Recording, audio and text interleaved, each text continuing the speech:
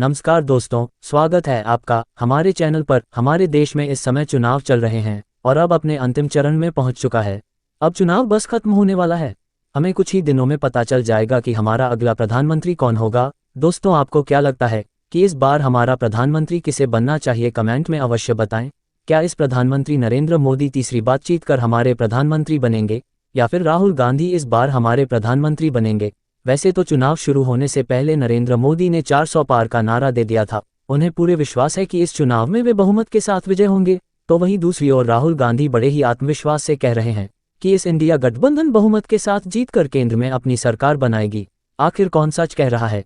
किसकी बनेगी सरकार और किसकी होगी हार? जानने के लिए बने रहे वीडियो के अंत तक। दोस्तों, वीडियो शुरू करने से पहले यदि आप हमारे चैनल पर नए हैं तो चैनल को सब्सक्राइब अवश्य करें और यदि वीडियो पसंद आए तो वीडियो को लाइक करना है बिल्कुल भी ना भूलें। और कमेंट में बताएं कि आप किस राज्य से वीडियो देख रहे हैं और आप किसे समर्थन कर रहे हैं। तो चलिए शुरू करते हैं आज की वीडियो। सबसे पहले हम बात करते हैं उत्तर प्रदेश राज्य के बारे में।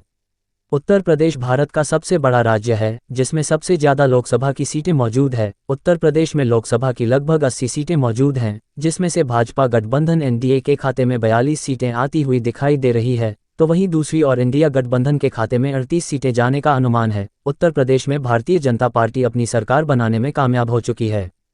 तो चलिए इसी के साथ हम बात करते हैं भारत के अगले राज्य महाराष्ट्र के ताज़ा सर्वे ओपिनियन पोल के बारे में। महाराष्ट्र में लोकसभा की 48 सीटें मौजूद है, जिसमें से भाजपा गठबंधन एनडीए के खाते में 22 सीटें जाने का अनुमान है, तो वहीं दूसरी ओर इंडिया अलायंस के खाते में 26 सीटें जाती हुई दिखाई दे रही है। महाराष्ट्र राज्य में बीजेपी पार्टी को बड़ा झटका लगाते हुए दिखाई दे रहा है, क्योंकि महाराष्ट्र में बीजेपी पार्टी की एक तरफा जीत होती थी, परंतु इस बार बीजेपी पार्टी के हाथों से महाराष्ट्र फिसलता हुआ दिखाई दे रहा है।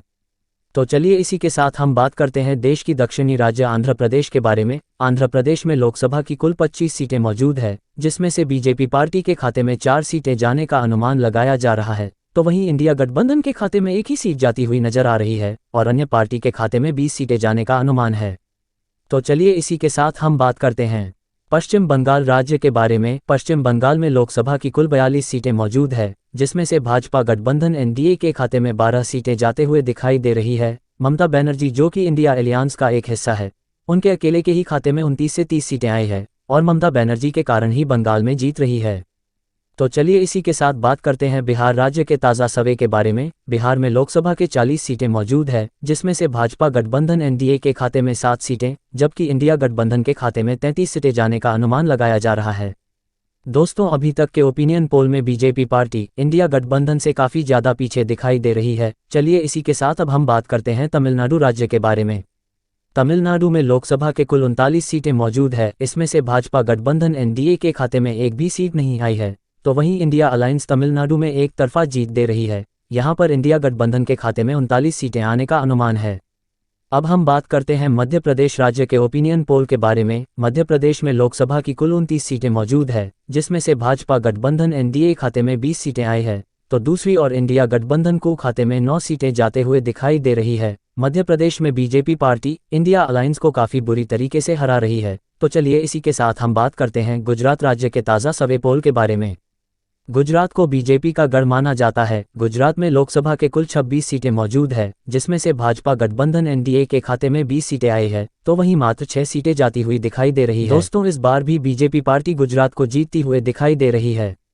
तो चलिए इसी के साथ अब हम बात करते हैं राजस्थान राज्य के बारे में। राजस्थान में लोकसभा की कुल 25 सीटें मौजूद है, जिसमें से भाजपा गठबंधन एनडीए के खाते में 15 सीटें जाने का अनुमान लगाया जा रहा है, तो वहीं दूसरी ओर इंडिया गठबंधन के खाते में 10 सीटें आई है। दोस्तों, राजस्थान की आंकड़ों को लेकर कुछ ऊपर नीचे हो सकता है। यदि आप राजस्थान से वीडियो देख रहे हैं तो कमेंट में बताएं कि राजस्थान में कौन सी पार्टी को कितनी सीटें मिली है।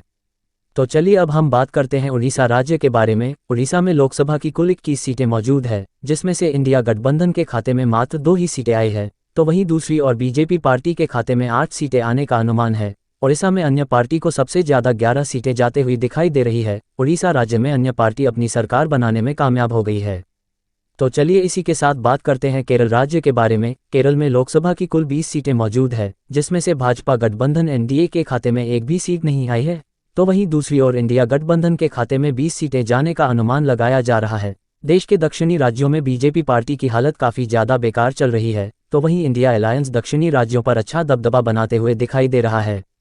तो चलिए अब हम बात करते हैं तेलंगाना राज्य के ओपिनियन सर्वे के बारे में। तेलंगाना राज्य में लोकसभा की कुल 17 सीटें मौजूद हैं, जिसमें से भाजपा गठबंधन एनडीए के खाते में 1-2 सीटें आई है, तो वही इंडिया गठबंधन के खाते में 12 सीटें जाती हुए दिखाई दे रही हैं। तो चलिए इसी के साथ हम बात करते हैं देश के अगले राज्य असम के ताज़ा सर्वे पोल के बारे में। असम राज्य में लोकसभा के कुल 14 सीटें मौजूद है, जिसमें से भाजपा गठबंधन और के खाते में 7 सीटें आने का अनुमान है, तो वहीं दूसरी और इंडिया गठबंधन के खाते में भी 7 सीटें जाते हुए दिखाई दे रही है। अब हम बात करते हैं झारखंड राज्य के बारे में।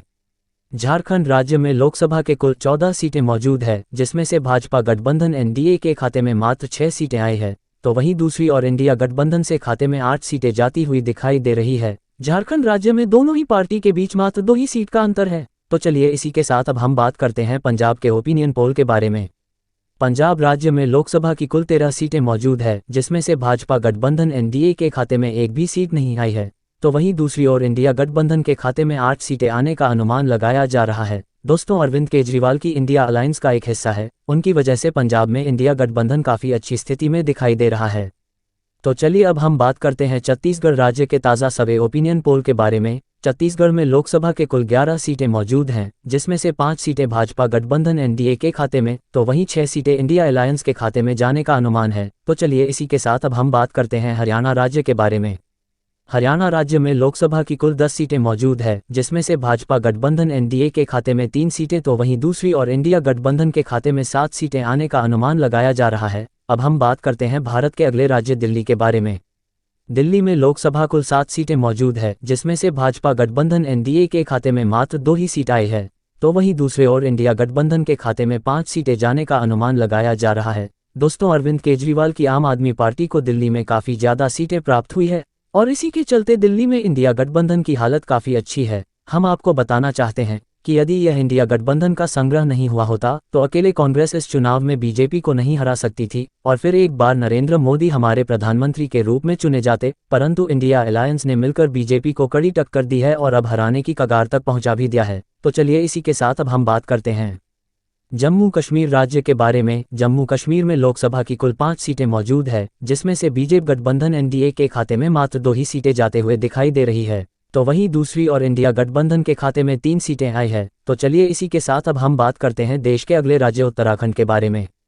उत्तराखंड में लोकसभा की कुल 5 सीटें मौजूद है, जिसमें से भाजपा गठबंधन जयललिता के खाते में 4 सीटें आने का अनुमान है, तो वहीं मात्र 1 सीट इंडिया गठबंधन के खाते जाती हुई दिखाई दे रही है। उत्तराखंड में बीजेपी पार्टी जीतती हुई दिखाई दे रही है। तो चलिए अब हम बात करते हैं हिमाचल प्रदेश के ओपिनियन पोल के बारे में। हिमाचल राज्य में लोकसभा की कुल 4 सीटें मौजूद है, जिसमें से भाजपा गठबंधन एनडीए और इंडिया गठबंधन के खाते में 2 सीटें जाती हुई दिखाई दे रही है। तो चलिए इसी के साथ अब हम बात करते हैं अरुणाचल प्रदेश के बारे में।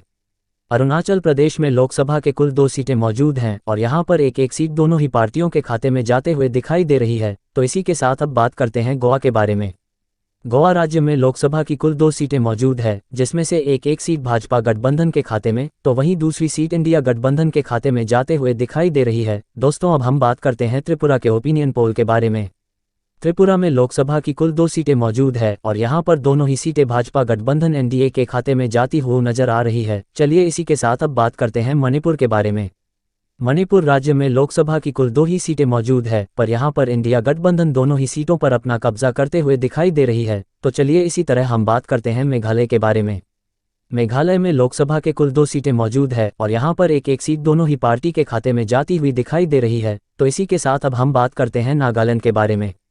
नागालैंड में एक ही सीट मौजूद है, जो कि भाजपा के खाते में जाते हुए नजर आ रही है। तो चलिए दोस्तों, अब हम बात करते हैं केंद्र शासित प्रदेशों के बारे में। केंद्र शासित प्रदेशों में लोकसभा के कुल 7 सीटें मौजूद है, जिसमें से 3 सीटें भाजपा गठबंधन एनडीए के खाते में, तो वहीं दूसरी ओर 4 सीटें इंडिया गठबंधन के खाते में जाती हुई दिखाई दे रही है।